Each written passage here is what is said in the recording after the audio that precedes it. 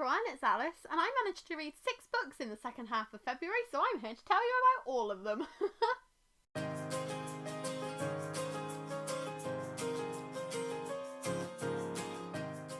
If you are a regular viewer of this channel, you will know that we were slumping hard in 2021. From about September onwards, we read basically nothing. It was rare for us to even pick up a book, let alone to actually read a page of it.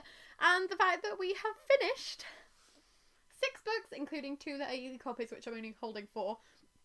We finished 6 books in February. The second half of February. You can find out what we read in the first half in our reading update, because we've already talked about some of the books we finished in February.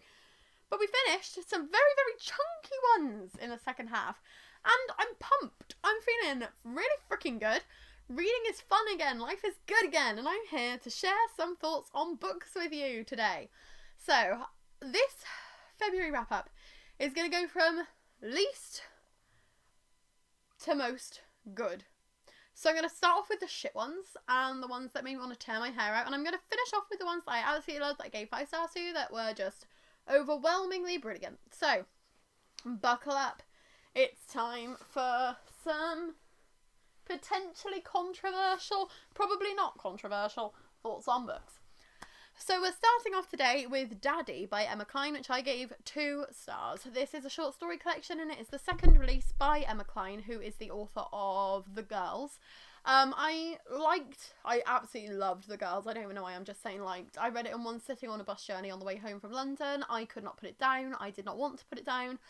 Every single page absolutely absorbed me. I loved the discussions about like the human condition and all that kind of stuff that happens in literary fiction that feels a bit pretentious but sometimes works really well. Whereas Daddy is the complete opposite. Daddy is the worst kind of literary fiction. It's when it thinks that it's too smart for itself and it just fails. So all of these short stories are about relationships. So there's the relationship between a brother and a sister, there's the relationship between husband and wife, there's relationships between fathers and sons, and between friends, between lovers, all the kind of relationships like that. But the problem with these short stories is that as they're getting interesting, they end. There is no kind of ending that makes sense. They all just finish very abruptly and they leave you feeling a bit disconcerted and a bit uncomfortable. And to start with, it was interesting. It was an interesting reading experience and it was making me think. And I thought like, ooh, actually, maybe this is doing something for me. And I quickly realised that it was not, because every single short story does the same thing. There's the guy whose girlfriend is addicted to ketamine, and he like goes to her house, and she's like, I'm really high! And he's like, okay, dude, let me look after you. And she's like, you should do some ketamine! And he's like, no, I don't want to do any ketamine. So she goes to sleep, and then he's like, ketamine time! And then it just ends. Alright. And then there's the girl whose friend, like, they're like kids, and her friend makes her take like naked pictures of her so that she can pretend she's in Playboy, and makes her pull out her tooth so she can like give it to this older guy that she likes. And then the girl tells her mum like, she pulled my tooth out, that's really mean. And then the mum's like, did you pull her tooth out? And she's like, yes, I did. So they're like, you're gonna have to go back to your mum. And it just ends. But like the interesting bit is always what comes after. I want to see how, like, the fallout of that. I want to see the way that the story continues. I don't want to see the lead up. I want to see the actual story. But it feels like all of these could have easily been prequel, like prologues, like prequel novellas to bigger stories. And it just didn't do anything for me. I hated it. It felt unfinished. It felt unedited. It felt repetitive as fuck. And it was really short. Like, I think on my Kindle it was only about 600 little Kindle pages, which comes out at like 250, maybe 300 physical pages. But Sean and I struggled to get through this. He abandoned me, I think, when we had 3 short stories left to go, and I managed to force myself through them in a night because the e-copy was expiring because it was a borrowed one from the library. So I was like, I could like not finish it, but because I was that close to the end, I think it's 12 short stories, we were 3/4 of the way through, I was like, I might as well just force my way through. And literally as soon as I finished it, I was like, you made the right choice DNFing this. I should have DNF'd this. So if you like short stories, don't read this collection. I've read lots of interesting short story collections before, and this was not one of them. A big old thumbs down. The next worst book I read this month was Nightblood by Ellie Blake, which is the 3rd and final book in the Frostblood series, and I gave this one 2.5 stars. Buckle up, we're gonna have a rant now. So the reason I didn't like Frostblood and Fireblood was because they basically repeated each other. Frostblood is a very stereotypical way of fantasy. There's a girl, she has magic powers, her mum dies, it's sad. I need to check that Audacity is still recording, so I'm just going to look away for a second. But yeah, so her mum dies, it's very sad. She is an orphan. She is an orphan with powers. She has to go to this, like, orphanage monastery and learn how to use her powers, even though all the people there are Frostbloods and she's a Fireblood, and some of them are really vitriolic towards her and she's completely ostracised and, oh no, my life's so hard, I am the chosen one. Yeah, it's very tropey. And then the Frostblood prince comes along and he's like, sup, I'm not a prince, I'm definitely not you got me, I am a prince, because of course hidden royalty in the random hot boy, that's not a trope, that's fine. And then the second book, Ruby goes to Fireblood land, and Ruby is like, Fireblood people, help me learn my Fireblood powers better. Like, the Frostbloods taught me, but they're cold, and I am hot, and I need, like, one of you to teach me more. So then there's another prince who's, like, really hot, and they, like, make out and get, like, fake engaged, and then there's the whole, like, love triangle thing, like, will they pick Kai or will they pick Arcus? Blah, blah, blah, blah, blah. I don't care. I really don't care, Ruby. Just pick one of them, because I'm fed up with you bitching. And so the second book just repeats the first book, basically. Instead of being at a monastery, she's in the Firelands, and instead of being in the monastery, she's in, like, a palace, and all the royal fire masters are teaching her fire powers. But it's legitimately just training scene, like montages of training scenes, endless montages of training scenes. At the end of book 1, they break the Frost Throne. At the end of book 2, they break the Fire Throne. It mirrors pretty much exactly. I didn't need to read it twice. Which brings us to Nightblood, because I've been putting this off for 2 years now. I bought this, February 2 years ago, and I was planning on reading it straight away, and then I put it on my These Books Will Self-Destruct in 12 months list, and I was like, I might as well finish it, because I was interested enough that I bought the third one, even though I hated the first two. So why not read it? And you want to know what? I loved this until about the last 3 chapters. And then it all just came crashing down. And I probably should have prefaced this with the fact that it was going to get spoilery, because I've spoiled the first 2 books in the series. But let me spoil the third one for you. So Ruby has been inhabited by something called the Minax. So she's become a Nightblood. She has this evil, kind of shadowy creature inside her. And every time she gets mad, her veins go black. And the Minax tries to take control. And she's like wresting control from the Minax. And it's very angsty, but it's more interesting because she sits Kai down and she's like, Kai, mate, nah, we ain't happening. I love Arcus. And she's like, Arcus, mate, let's be together. I want to be your fire princess, fire queen. And he's like, yay, we can be happy. So the love triangle angst is just demolished pretty much instantly. And I liked that because I used to love triangles and I'm kind of over them now. So it was nice to just have the character be like, look, you know what? I've picked. I'm good. Made my choice. Done. So, but then there is, like, Kai bitching in the corner, like, oh, I'm, like, the fire prince. We have such good kisses. Like, get over yourself, Kai. You obviously don't kiss that well, or she would have picked you. Shut up. So, most of this book is them trying to find this thing called the Isle of Night. And this is where the gate is that holds, like, all the Minax. So the Minax are behind a gate. Somehow, some of them got out and went into the thrones, and then the thrones got destroyed, which is why Ruby's now got one. I think the other one got destroyed. But basically, they want to stop the Minaxes that are behind the gate from breaking the gate, getting into the world at large, inhabiting people, murdering profusely. So it's a good plot, because it drives the pace forward dramatically. They are constantly striving towards something. There's a lot less character development, because they developed so slowly through the first 2 books that they're pretty much there for the third book. There's some new characters introduced, there's some old characters that come back. It's a very interesting dynamic, and it made me think, wow, maybe I need to reread the first 2, because I must have been too harsh on them because of how much I'm enjoying this. And then there's a fake out death, and everything just gets ruined.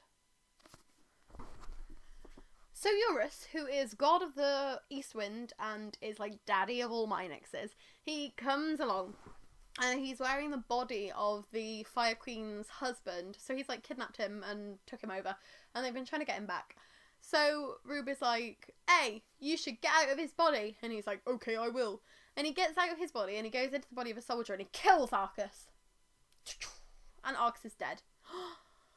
Gasp! oh no, not the love interest. Oh no, the wrong side of the love triangle was picked. He's dead for like 2 chapters, and then he's like, hey, look, they brought me back.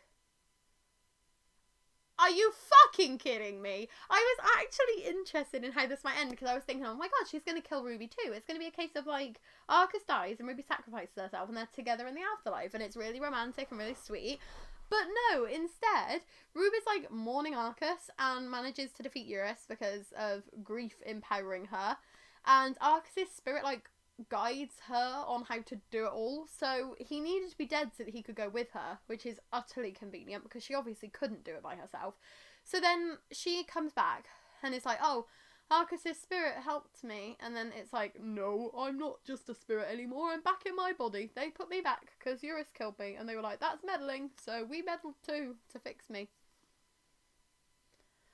Okay, whatever. And maybe I could have forgiven it and not given it 2.5 stars if it hadn't then been that the epilogue was like, hey, look, this is my coronation ceremony. We're like married now. We're super duper happy. My fire powers have come back even though I gave them up, and it was like a whole dramatic thing that like I can't give up my fire powers. It's just too neatly wrapped up.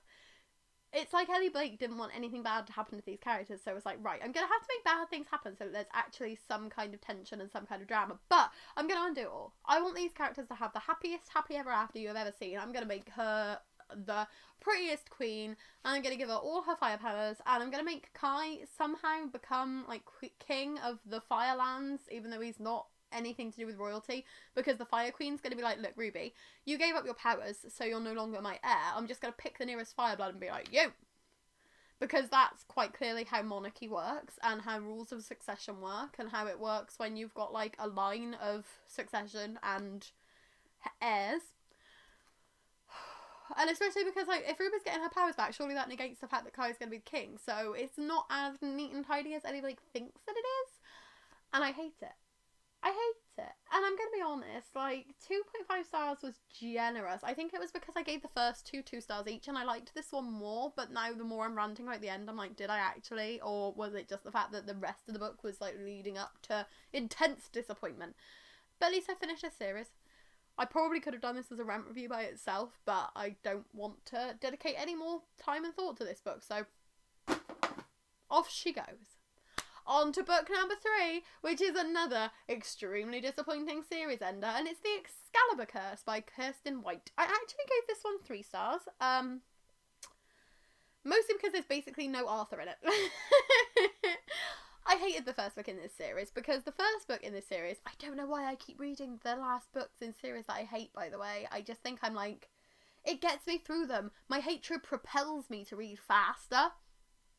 I'm broken, I'm sorry. But, yeah, the first book, basically, at the end of the chapter, big cliffhanger, and then as soon as the next chapter started, it'd be like, cliffhanger resolved.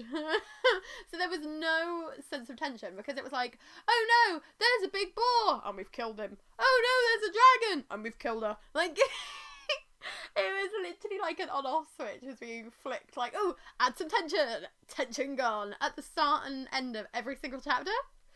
And I don't understand why people loved this book so much, because so many people were raving about the first one, like, oh my god, I love it, it's such a great Arthur retelling. If you want a great Arthurian retelling, go for Legendborn by Tracy Dion. Ignore everything else because they're all shit.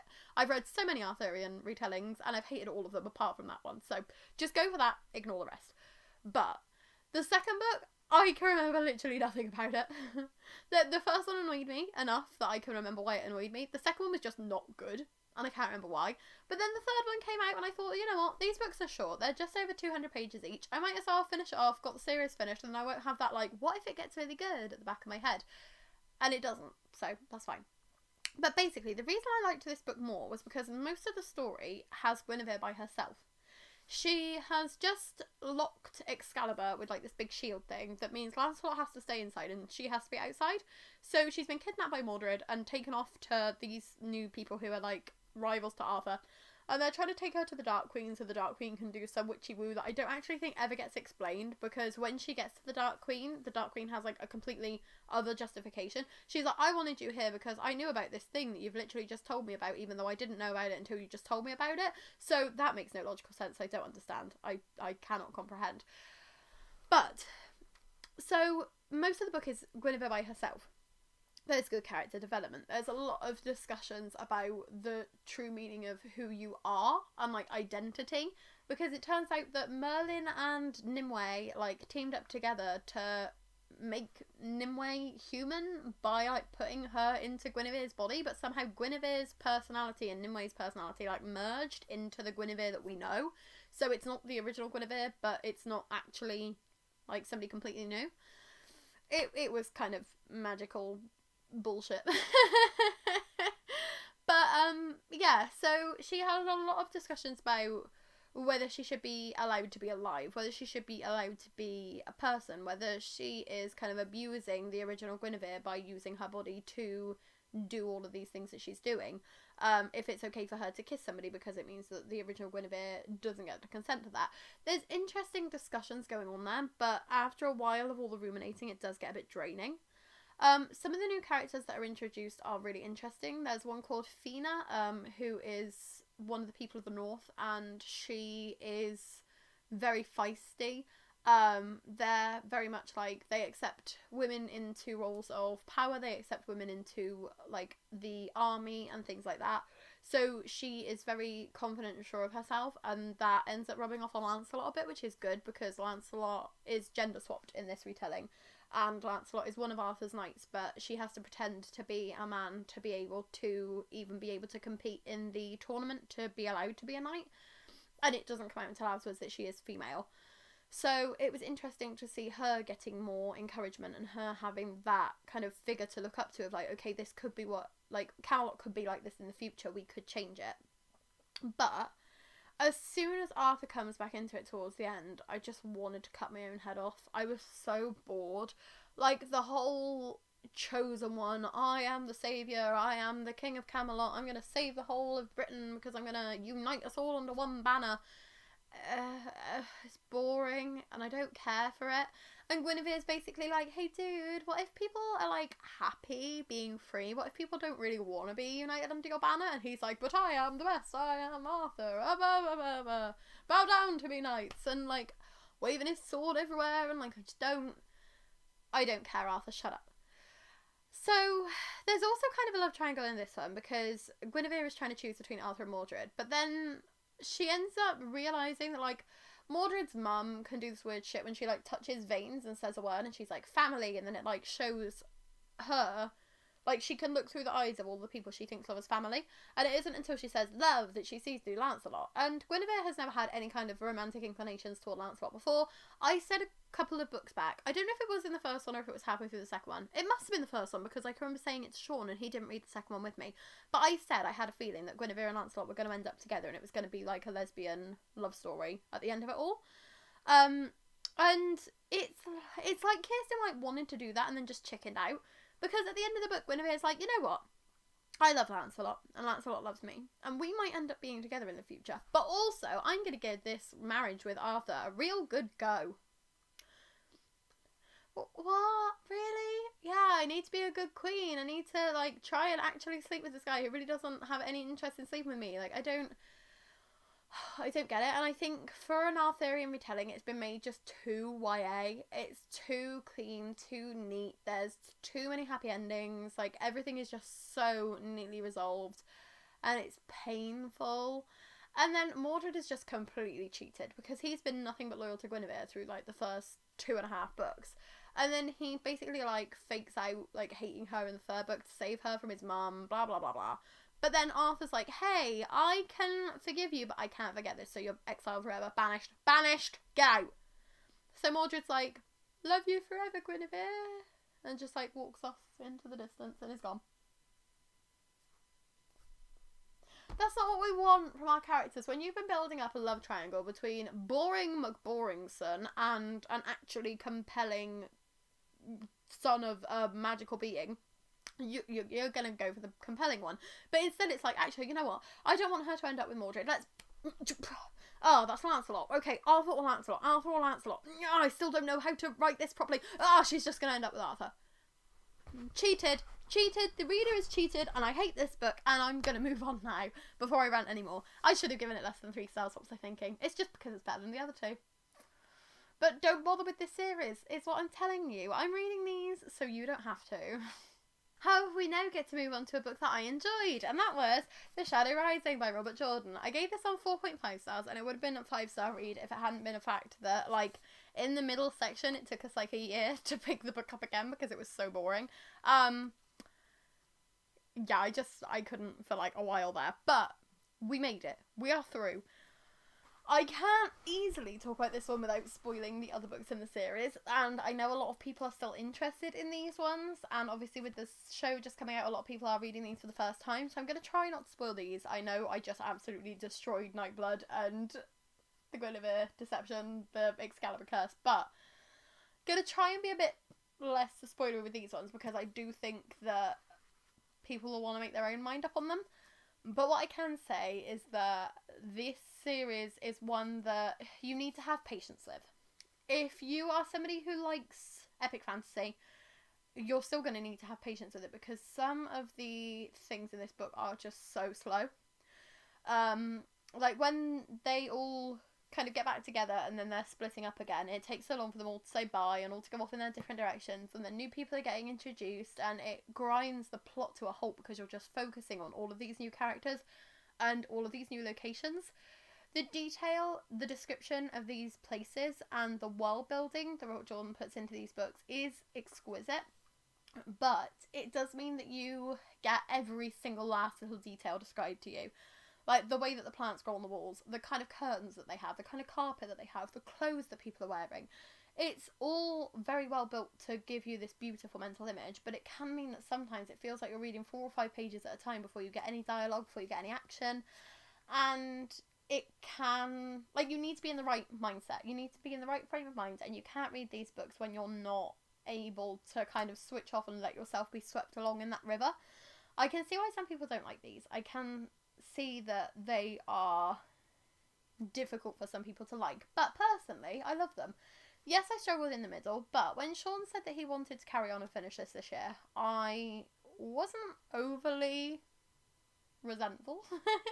I was a little bit mad because we had like lots of other books that we needed to read, and Sean was like, I don't want to read anything else until we finish The Shadow Rising. And I was like, okay, that is a weird hill to die on, but we'll die on that hill together, and we will never read anything else, because I thought this was going to take all year to read. But as soon as we pushed through that slow section, it was some of the best writing that I've ever read. Perrin is just becoming a completely different character, and I love the confidence that he is accruing, and the way that he's still like, I'm just a humble person, I'm just like a humble blacksmith, please leave me alone, stop calling me lord, get out of my life, I don't want you here, I just want to like look after my village and do blacksmithy things. I didn't ever ask to be a chosen one. And I think I like Perrin the most because of that, because he is so humble and he's so like, I don't know why you're all bowing down to me, please stop it. And that's really funny. There's not enough Matt in this book for my liking. I want more from Matt because he is lucky. So he can like play games of dice and win all of them, and he's lucky to the point of almost being unlucky because people get really suspicious of him and they don't want to gamble with him, and all he really wants to do is drink and gamble. So I do think there's going to be more character development from Matt in the future. There's some interesting scenes with him in this book, but then after that happens, he very much fades into the background. The focus is all on Rand again. And the reason book 3 is my favourite is because there's basically no Rand in it, and I'm not a huge Rand fan. So going from book 3 into this book and then having Rand be front and centre again is mildly frustrating. But I'll be honest, he is growing on me a little bit. He is, like, you're getting a lot more of his history, you're getting a lot more of, like, his motivations and what he might end up doing in the future. And I'm interested in seeing where his story goes, which is making me more excited about picking up the next book, because it's not like I'm reading it for every character but the main character. Like, he is starting to grow on me. But it has made the first 4 books a bit of a ball ache, because it means, like, every other chapter I'm like, oh, not Rand. And yes, Rand. Rand is quite an important character to like in this series. So if you read the first book and you like Rand, you're Gucci. You're good. If you read the first book and you don't like Rand, you're in for a bumpy ride, but hopefully we'll get there together. So yes, 4.5 stars for The Shadow Rising, and looking forward to reading The Fires of Heaven soon-ish. But it's very long. It's very big. It's very, very long. And then the last two books that I'm going to talk about today are both 5 stars, and I'm not going to talk about them too deeply because you will have actually seen my full-length review on one of them, which will have gone up a couple of days ago, because they are House of Earth and Blood and House of Sky and Breath by Sarah J Maas. So House of Earth and Blood was a reread for me. I gave it 5 stars again. I loved it again. I read it not as quickly as I did the first time, but the difference is that I was so immersed in the world and I was picking up things that I'd missed the first time around, and I was just loving, like, re-familiarising myself with these characters before the second book came out. I will recommend this series until the day I die. It will always be one of my favourite first books in a series. I'm hoping that the third one doesn't disappoint me, because then I can say it's one of my favourite series of all time, because book 2 was also a 5-star read, and if you want to see my spoilery review, you will know that I absolutely adored every single thing about it. I have not one single bad thing to say about this book. I did not want to put it down. I wanted to read it faster. I wish I'd just booked the week off so that I could just blast through it, because trying to read it in the evenings after work was such a ball ache because I was so tired from work, and then holding this chunky boy, it was like, oh no, like 800 pages of pain. But I can't wait for book 3. I love these. If you haven't read them yet, then please do. I highly recommend them. I'm a huge advocate for the Crescent City series, even though I hadn't really considered the fact that the first one just says Crescent City and then the second one says House of Sky and Breath. Surely this one should say House of Earth and Blood, or this one should say Crescent City. How did I not notice that before? Oh no, I've ruined my tour editions for myself. Let's not with that. Let's pretend I can unsee that, because I will never unsee that. God dang. But it's okay though. And that is everything for this February wrap-up. Thank you for bearing with me while I had an intense rant about Nightblood and then another intense rant about the Excalibur Curse, because I really needed to get that off my chest. I'm feeling better now. If you like this video, please give it a like. If you'd like to subscribe, we'd be super duper grateful. We post new videos every Tuesday, Thursday and Saturday, so we will see you in a couple of days with another video. And spoiler alert, it's going to be a book box battle. It's going to be a good time. Bye!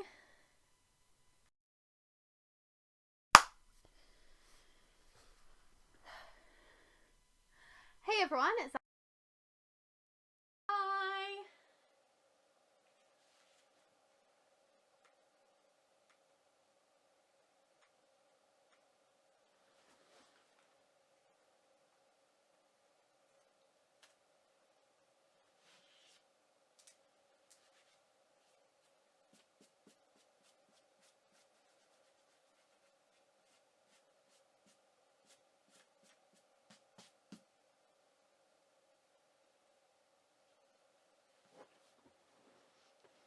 Oh, did I stop? Yeah, I did stop for a thumbnail at the beginning. It's all good.